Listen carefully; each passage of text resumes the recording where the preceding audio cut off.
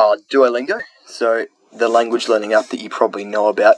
It's interesting to see where people stand on it because on one hand it does have, as you can see, it is used by over 500 million people, which is a very large audience, but it gets absolutely trashed by basically everyone, which is a weird dichotomy between, on one hand it's very popular and on the other hand it's getting absolutely destroyed by people like the kind of language learners who are the most proficient and the experts really saying it's terrible. So what really gives it? Why is it so popular? The app uses a progression system with game-like modules to teach a variety of languages. So you can kind of see why it's popular because it's using kind of more modern technical like game methods to try and keep people hooked and teach them, which is very entertaining, especially with, when you've got a low attention span. It's hard to learn a whole language. There's a lot of content you have to absorb, and it does this rather than any traditional method. So it's very unique in that it does at least attempt, we'll talk about attempt later, to teach a language, but it's doing it with very kind of out of left field things. Like it's got games, it's got a live system. I'm sure you've seen it. The point of this video is more just to give you my take on it, and if it is good, if it isn't good, should you use it, should you not use it, that kind of thing. Yeah, and it's heavily criticized by language experts. So with that out of the way, we'll go into the pros and cons. So in my opinion, as someone who does, not an expert, but is fairly proficient in languages and understanding languages and that kind of thing, whilst it is, obviously, it's a childlike game. You can see that from looking at the pictures of it. And it's obviously very flawed, and we'll go into the flaws and the cons. That doesn't automatically mean it's ineffective. A lot of people like to trash it and say it's terrible. But I think what happens is almost like expert syndrome, where once you've gotten really good at something, you might have noticed this in a lot of different things, once you've gotten really good at something, you almost forget what it was like to be a beginner, and so you're trying to give all this high-tech advice and all this stuff that works for you, you implement it, and people like you implement it, but for beginners, telling them all these complex things like total immersion and all that stuff, it can be hard to understand for a beginner, and obviously, as you know, when you get given too much stuff, it's too hard, you just quit. Like, it's hard enough as it is to learn a language, you're just going to quit if, it's too difficult. So I think that is a pro of the app. Anything, in my opinion, that makes you want to learn a language more, it's pretty hard to find something in that group that isn't a pro, because, look at the failure rate. Classroom language learning failure rate is 99.5%. So, and success is defined as at least conversational fluency, not necessarily true fluency, native fluency. But, yeah, so anything that does make someone want to keep learning the language, even if it is Duolingo, in my opinion, that is a good thing. So arguably it does fix the greatest challenge in the pro column. In my opinion, one of the greatest challenges is basically what makes you want to quit the most. You just don't know what you're doing. You think you're wasting your time. You're done for, basically. It does kind of fix that by providing a structure. Literally, if you look at it, yeah, so it does have the whole tree system and all that, which is pretty good for providing structure. Better than going in and just learning, I'm going to learn greeting, I'm going to learn colours, I'm going to learn numbers, and then you're screwed after that. So I think that is one really good thing about Duolingo. It does address that problem, and it gets trashed a lot for that by saying it's not good, it's unrealistic, all that stuff. But I think it is good because it keeps people learning, and that's evident in that 500 million people use it. Even if not all of them learn the language, 500 million people attempting to learn a language is better than no one. So, adaptive learning as well.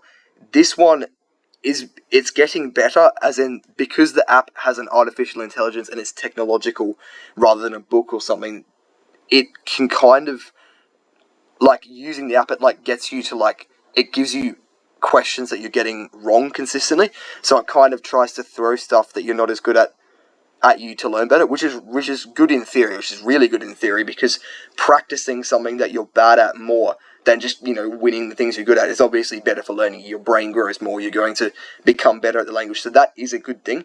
Obviously the app is free, it's fairly fun. Some people might say it's annoying. It's fun. It has 500 million people using it, so and it's fairly easy to navigate as far as apps go, unless you're an old person. Anyone can use an app, basically. Attempts is questionable, because whilst it does have the tree, and most of the more common languages like French, Spanish, any of the ones you can see that have the most people using, they try and put in as many modules as possible about different things about vocab. So obviously all of them have like colors and stuff, all the basic numbers, that kind of thing. And they're trying to put in like to the more popular languages, like down there, and things like politics, religion, all these other things that people might want to know words to do with that are very in-depth. Once you've basically learned the language, you're just learning all those precise terms. But it is still flawed in that sense. I've put it in the pros column because it's at least attempting to do it, but it obviously doesn't teach anything. The only real way to learn all content is just to consume more content, so books, movies, that kind of thing. It's basically impossible to do that with an app, but it is attempting to do that, so that's a good thing. On the con side, there are some pretty heavy hitters. So significant limitations, that has a lot of things underneath it, but I just don't have space to type it all. So with significant limitations, using the app alone is obviously not going to make you proficient in your language because it's a game with lives, all that kind of thing. It has limited speaking and listening practice, which basically means that whilst there is some speaking practice, which is good, if you have a look at it, it's obviously, compared to just talking to someone, it's just silly because it's recording you. It's very flawed, as anyone who knows, who's used it knows. Like, you can say the wrong thing sometimes, or you can say the right thing, and it will give you the wrong response, that kind of thing. It's obviously never going to be as good as a person. It's got limited explanations and feedback, so whilst this is kind of better as well, but this is still going in the cons column, they are trying to explain more things with like little bits at the start of each module, like explaining things. You can see for each like section of the whole language unit, like it might explain different things, like, oh, this is how words change to become plurals, that kind of thing, which is good, but overall it's still very flawed in that. And obviously with feedback, nothing's going to beat a person giving you feedback, or even yourself giving you feedback is very good. That's why journaling is good. You need a notebook. With mistakes, because it has lives, obviously if you make too many mistakes, it'll just kind of lock you out, and you have to either wait or practice or that kind of thing, which is just kind of, obviously that's the game component of it, but that is not good for learning, whereas if you're reading a book, you just read the book, there's no lives. There's a lack of immersion. That one's kind of unavoidable with any kind of app, and some language things do have a lack of immersion, which is fine, but yeah, obviously that's not the best. And the one master principle the one master principle is basically when you learn from one person or one source of information, you're not only going to adapt over time their strengths, but you're also going to adapt their weaknesses, which is basically if they think something that is wrong, you are going to adapt that is wrong. Even though Duolingo is made by multiple people, it very, very heavily suffers from the one master principle, because any kind of mistakes in it, even if it's on accident, obviously they're not going to deliberately put mistakes into it, but that's going to throw you off. And especially if you write that down in notes, which you should be doing, then you've got a record of something that if you look back on it, it's wrong. So, and obviously like people make mistakes, like teachers, websites, that kind of thing are also going to make mistakes, but with how complex Duolingo is, it definitely suffers from the one master principle, which is interesting because it is definitely not one person making every single language unit, but that's just my opinion. It's unnatural as well, obviously. It's not a natural way to learn if you just compare it to how you learn your first language, all that kind of thing. That's a pretty obvious one. Anything unnatural generally is not the best way to go about it, and it does hyper focus on vocab over other skills. So if you just take a look, it's kind of hard to see with the new update on Duolingo, but previously when it had like the names for each module, and it only focused on that, it very, very much focused on vocab. Vocab is vocabulary, so just words, types of words, so like colors, numbers, animals, jobs, places, events, literally anything. It might have a unit on business with a list of business words, politics, a list of political words, religion with a list of religious words, money, etc. Anything like that, it very heavily focuses on that, which is obviously a very important part of language learning. You do need to know a lot about vocab and all these types of words, but that is only one section, so it's not making you very well-rounded as a linguist and a studier of that language. You need to know how to, obviously there's many other components to language learning. There's pronunciation, there's just a deeper understanding of it, there's the ability to communicate, think, the grammar rules, just literally everything. Putting anything over everything else is bad. Putting grammar over vocab is bad. Everything needs to be considered equally, and that is not something the app does at the moment. So overall, it definitely does, this is different to what most people will say, it definitely does have a place in language learning, because like if you just look at the amount of people who use it, 500 million people use it, it just is good for getting people who are not going to sit down and just start doing it the way experts would tell them to do it, to get them into that. And then when they like it more, like for me example, it's literally how I started doing it, and then now I don't need it anymore. I can still go on it for fun, but like I don't need it. I have everything else I need everywhere else to learn a language. It's easy.